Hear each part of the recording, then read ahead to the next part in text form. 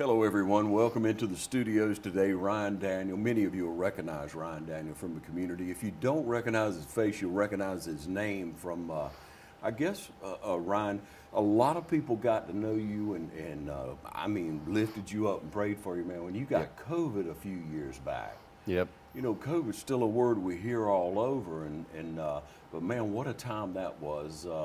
I just want to jump on in, Ryan, and just, you know, let you share about it. How long ago has that been now? Well, actually, it's 2 years ago this month. Wow.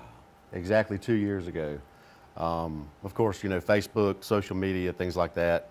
The Facebook memories, if you know what I'm speaking of. Sure. You know, I clicked on those a couple of days ago, and it's just full of people that were praying for me. I see names popping up that, you know, I see the name and I know it, but I didn't know them at the time. Yeah. You know, and yet I spent, my birthday's actually coming up on the 28th of this month.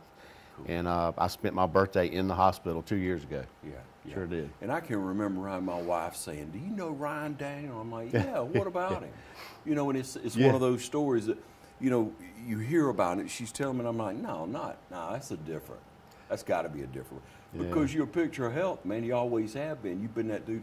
Positive attitude. Right. Always looking at the glass, as they say, you know, half full. That's right. But tell us about what happened. Well, you know, at the time I was the administrator at Dublin Health and Rehab. You know, COVID, I guess, in our country, if you think back, it really kind of took off in March of 2020 that year. Yeah. You know, for the most part in the facility at the time, we kind of avoided it. We had the occasional staff member that tested positive, and then fast forward to July 2020, had a couple of staff members test positive, which was, you know, nothing uncommon. And we had a couple of our patients test positive, and it just really took off like wildfire.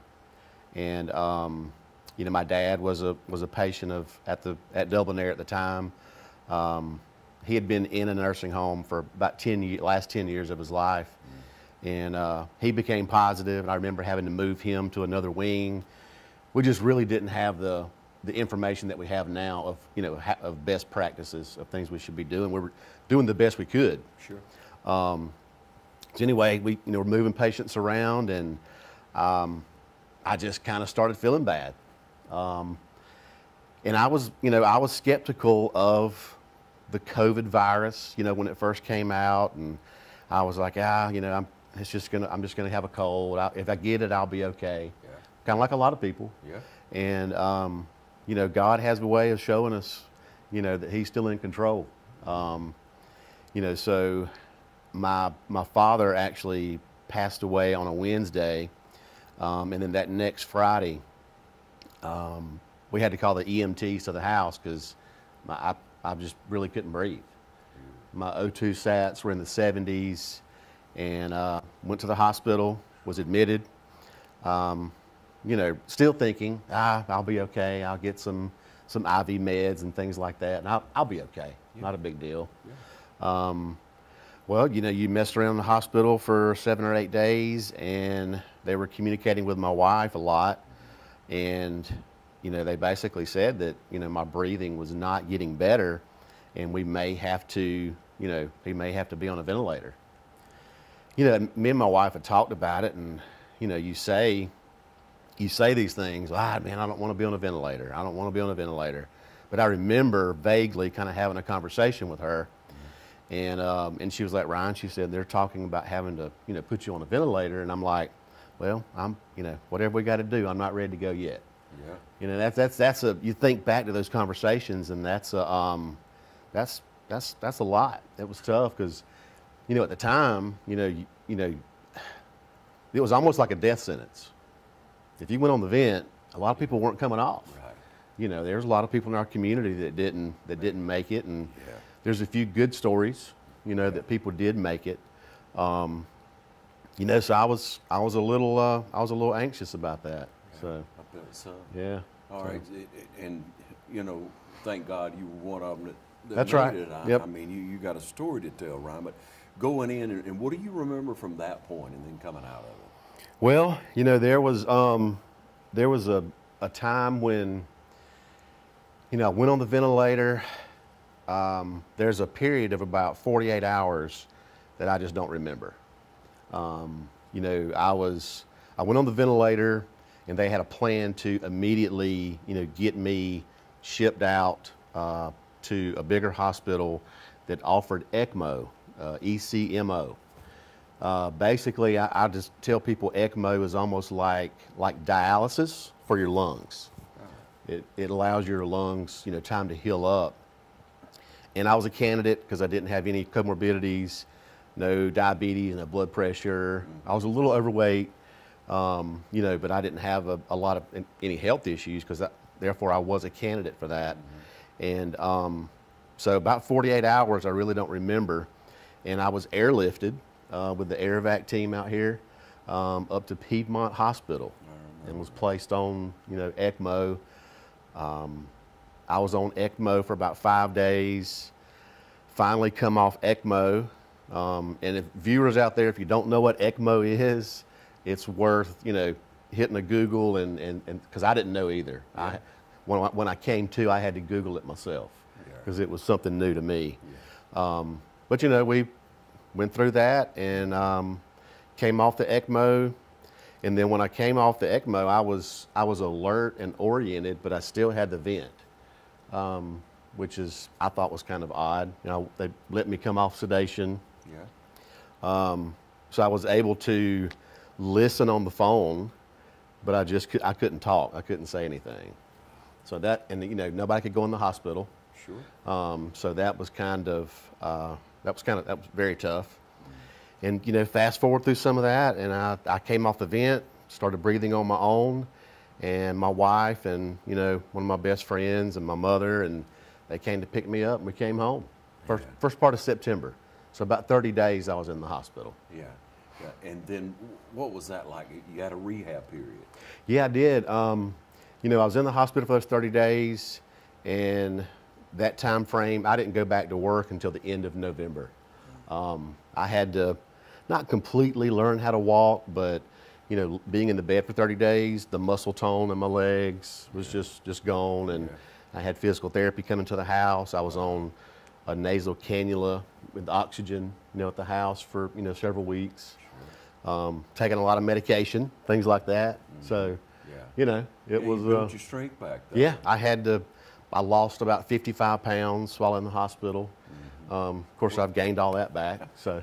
Nothing like being healthy. I'm telling you. I'm telling you. Yeah. So, what got you through it? What do you think got you through it? God. That's it. I wouldn't. My faith was not where it needed to be.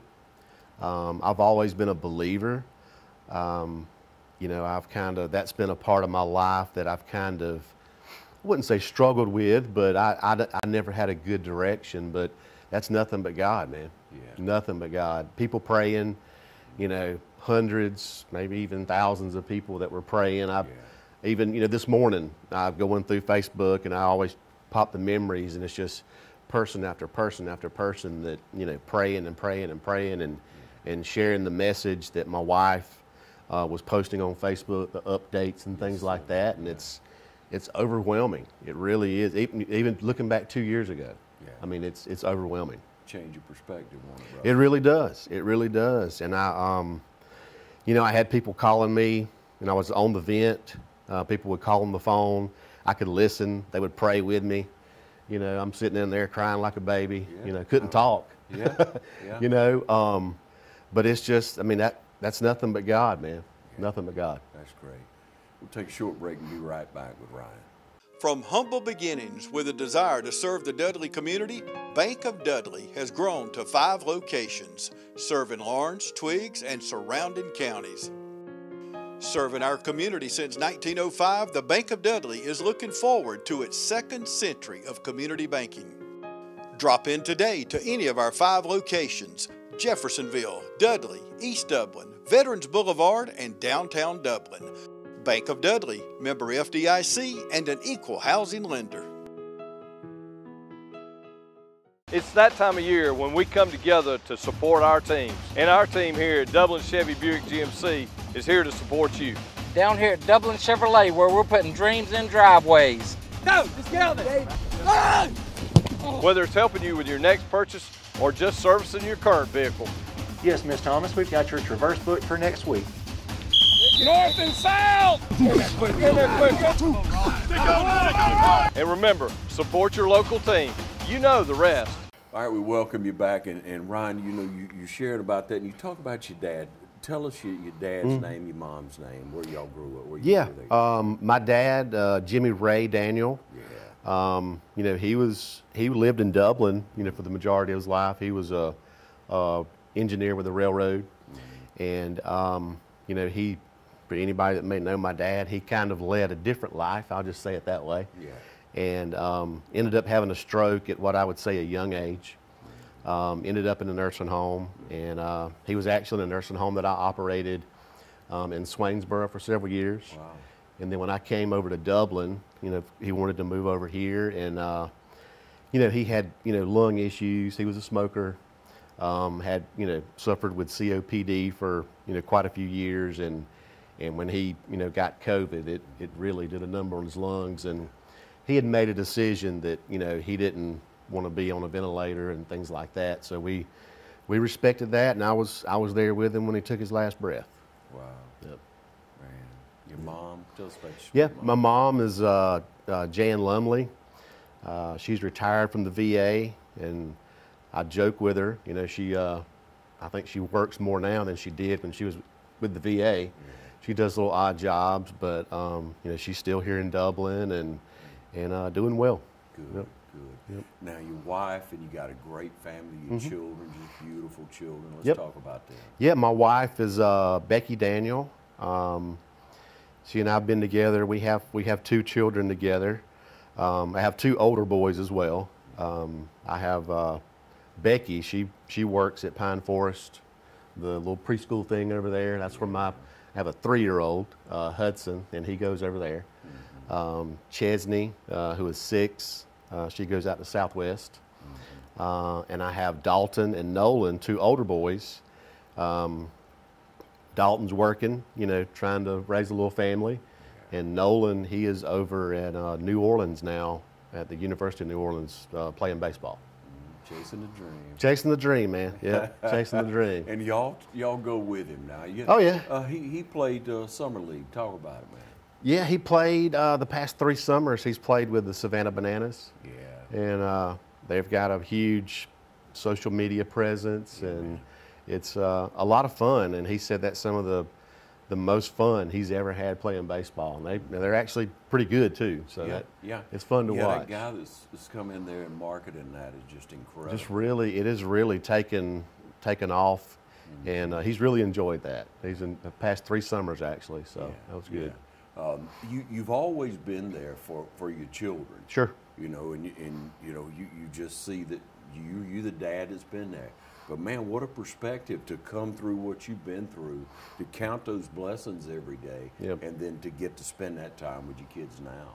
Yeah, it's really, you know, 2 years ago when I was in the hospital, you know, Nolan was getting ready to move off to Indiana to play baseball and go to college at Purdue University. You got in the right order. Yeah, and I was in the hospital.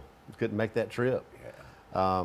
And when I was in Dublin at the hospital at Fairview, and you know, I had a conversation with him, and I was like, man, I said, I'm going to be okay. You go ahead and move out there, get settled in. His mother helped him, you know, get out there and stuff.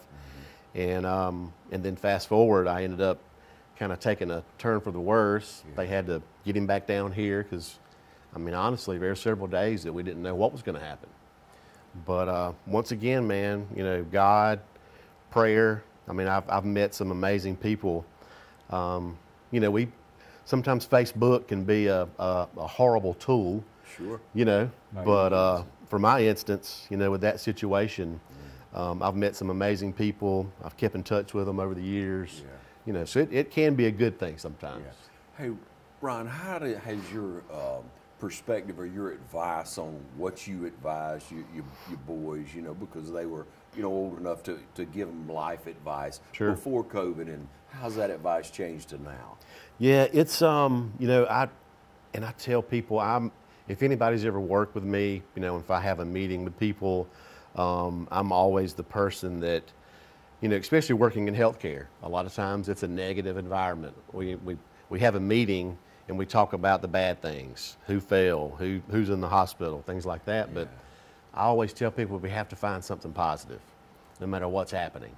And I've always kind of tried to live my life that way, even more so now.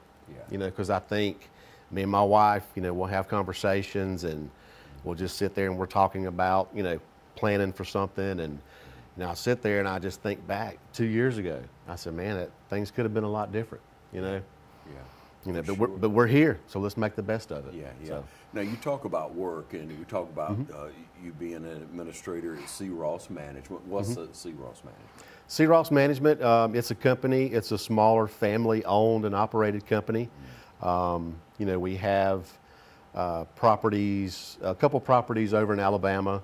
We operate Dublin Air Health and Rehab. That's how I got in with them. And now my position now, I'm a regional administrator, so I'm over Dublin Air property over in Elberton.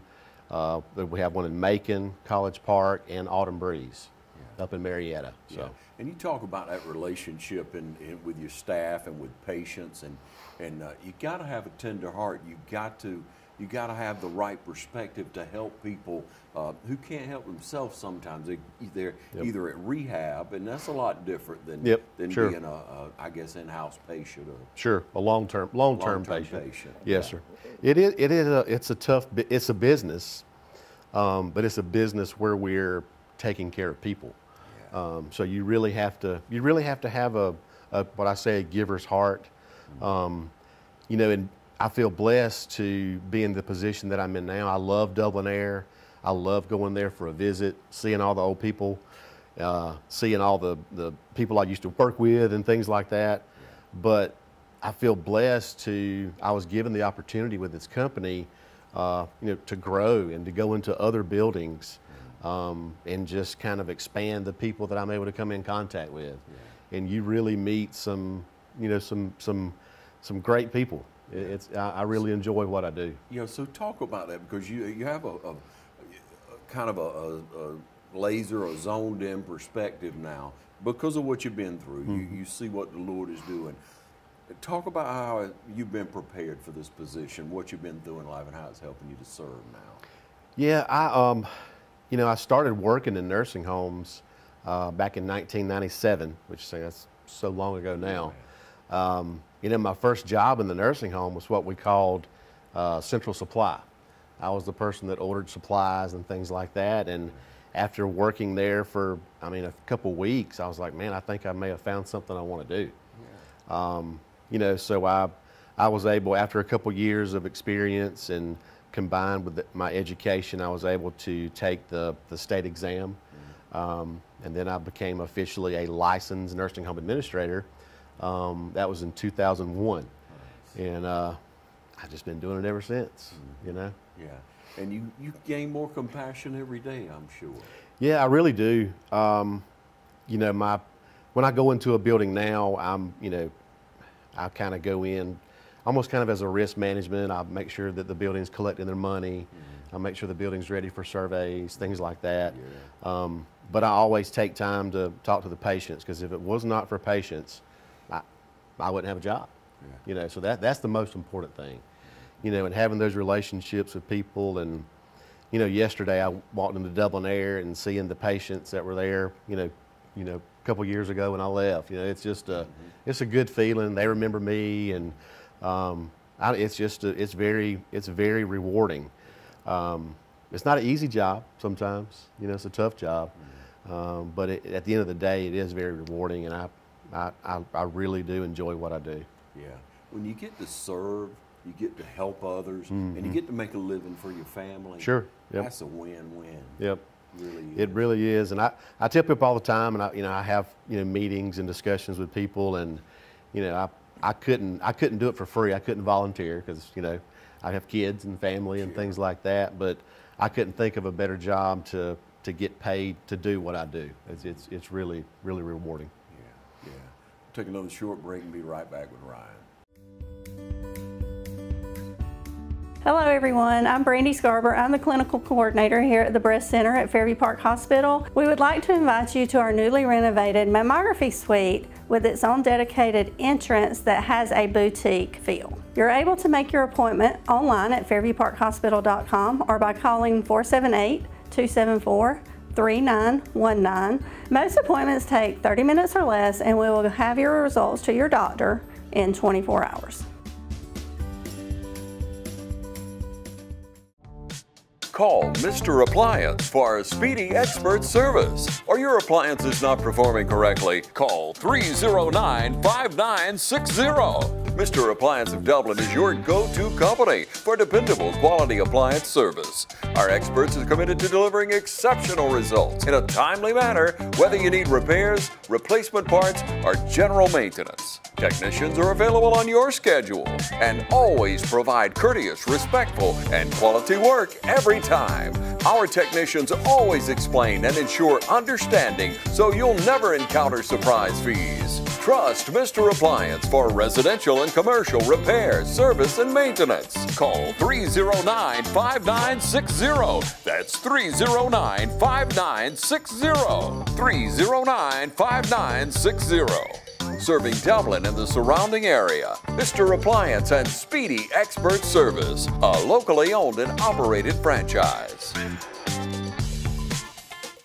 All right, again back with Ryan Daniel. Ryan, you look at, I don't know, maybe, do you think you got a second chance in a way? Do you feel that way? Yeah, no doubt about it, I got a second chance. You know, when I was in the hospital at Fairview, up in the, the CCU, at the same time that I was up there, I had patients from Dublin Air that were also in CCU. You know, and I remember being in there, and I knew some of the nurses, and, we were talking and things like that, and I remember seeing one of my patients that did not survive, coming by, on the gurney. I mean, that was really, that's when it really started to hit home. I was like, man, what if things don't go as I'm thinking they're going to go? So it really put things into perspective. I read back, the updates that my mother and my wife were putting on Facebook and things like that, and they put in there that Ryan is fighting and things like that, and I really was. Because I wasn't ready to go. Praying. I had nurses at Fairview Park. I don't want to mention names because I'd probably leave somebody out, but nurses coming in the room praying with us, and being in a small town and having that kind of thing happen, just really, it leaves a lasting impression. But yeah, no doubt I was given a second chance, no doubt. Yeah, and so you look now and you have a perspective where, hey man, what would I want my legacy to be? Sure. What is it? My legacy would, my career, in taking care of other people. I'm not a nurse. I work with a bunch of amazing nurses. But taking care of people, making sure that people are taken care of. I feel like that's what I'm called to do. Just a couple of weeks ago, I had to go, with our company, if we have an opening for an administrator, it's part of my job to kind of fill in, or what we call an interim administrator. Yeah. And I had to go into Dahlonega. We have a facility up there as well. Not convenient, it's a good 3.5 hours from the house. That's right. I have to go and stay in a hotel a couple nights and things like that. But leaving there one day, I got off the phone and I told my wife, I was like, if there's ever been a time when I feel like I know that I'm doing what I'm supposed to be doing, it happened just a couple weeks ago. Because I'm like anybody. You get frustrated sometimes, and you get a little, I guess, reluctant. I sure don't want to have to drive today. I don't want to get up and have to go today. But, I feel like that I'm doing what I'm supposed to be doing. So that pushes me every day to get up and go and do things that, anything that I can do to make these patients' lives better, that's what I want to do. Yeah, Ryan, it's that, flip the script. I get to go, not I have to. I get to go. That's right. And yeah. What a privilege it is. I mean, really, because we all get that little self-pity sometimes. Sure we do. People do, and some people get a little bogged down with it. Sure we do. What a great perspective you're saying is you get to go. Here's an opportunity for you. So we talk about Dublin Air. I mean, what a long-time staple for our community for long-term care, for rehab, yep. For memory care. Yep. You guys do a lot of that. Talk about the different facets. Yep. Dublin Air is, we offer that short-term rehab. If you're a patient that's unfortunate and have suffered had a knee replacement or have fallen and broken a hip at home, Dublin Air, they offer physical therapy, occupational therapy, and speech therapy, right there on the property. Lori Hughes, she's a local lady. She's our administrator out there. She's been a long-time nurse, been in the business for 20 plus years. Just a great little community. And if you have families that are you have some Alzheimer's and dementia is a terrible disease, and it's I think everybody's ultimate goal is to keep mama or daddy or whomever it may be at home. That's a 24/7 job, and that's where the nursing homes kind of come in. That's we're there, and it's just like it's not easy for you to care for them at home. It's not easy for us either. So it's a tough job. I was at Dublin Air yesterday, and I saw one of the nurses going down one of the hallways, passing medication, and she had one of the ladies with her that was probably suffering from some dementia and things like that, and she had her walking right with her to kind of entertain her. So it's not an easy job, but it's a very rewarding job at the same time. Yeah. Ron, when you get in a situation like that, could you, I'm going to use the word, try it out? Could you come and see if it's a fit? Yeah, you can call and speak to Lori. You can speak to Lauren Singletary. She's the admissions director. They can give you a tour, kind of show you around, let you meet some of the staff members, meet the therapy staff. That's how we work. Dublin Air, I can go way back to my grandparents, even being in Dublin Air for a period of time. It's been a staple. It's been an ally for our community for many years. And I'm glad you're there, and I'm glad you can share with people the compassion that you bring to the table and that all of your staff do there, man. But most of all, I'm glad you came in, you shared your story, because I've wanted to hear it for a long time. Again, you weren't that guy that was supposed to get COVID. That's right. You're not that guy that was going to get, knocked down. Not him. Right. He's too strong, but none of us are. Yeah, it's, we talk about COVID. I don't want to make this whole thing about COVID, but COVID's still around. The nursing homes, you walk inside, you have to wear a mask, you have to be screened. I know it's kind of in the community, we've kind of put it on the back burner a little bit, but it's still around. From what I've seen though, in the different facilities I go in, we have some patients that are testing positive, some staff members. But I guess if you want to say of this variant, I guess, I don't want to get into all that stuff, but people aren't as sick. They're not having to be hospitalized. So maybe the virus is getting weaker, but it's still out there. So we all got to keep doing the right thing. Yeah, it's tough, man, but it's something I'll never forget. I'm like anybody else. I don't like wearing a mask and things like that. But COVID, it changed healthcare. It really threw us for a loop. Of course, it changed me. It made me a more grateful person, and probably even a more positive person. Not to use that word positive, but that's just I have a second chance. Thank you for coming in, Ryan, for sharing the Certainly. story. It's a pleasure to have you in, a pleasure to know you, Ryan. Yes, sir. Thank you. I appreciate the opportunity.